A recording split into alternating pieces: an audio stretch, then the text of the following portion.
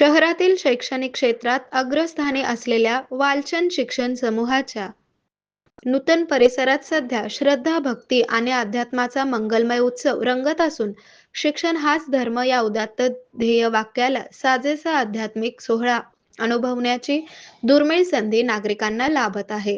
परमपूज्य निर्यापक श्रमण मुनिश्री 108 वीर सागरजी महाराज यांच्या पावन सानिध्यात 6 एप्रिल पासून सुरू झालेल्या या भव्य कार्यक्रमात धार्मिक, सांस्कृतिक आणि बौद्धिक उन्नतीचा त्रिवेणी संगम अनुभवायला मिळत असून, साधना, संयम आणि आत्मशुद्धीची आराधना घडत आहे.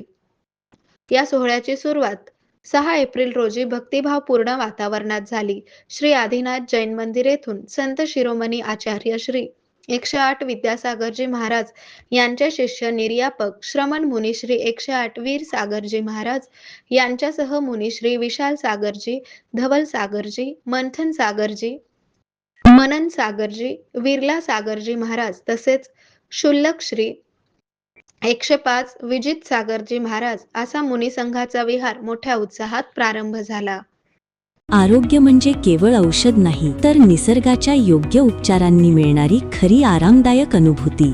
सोलापूरमध्ये निसर्गोपचाराचं विश्वासाचं नाव लिमये निसर्गोपचार केंद्र.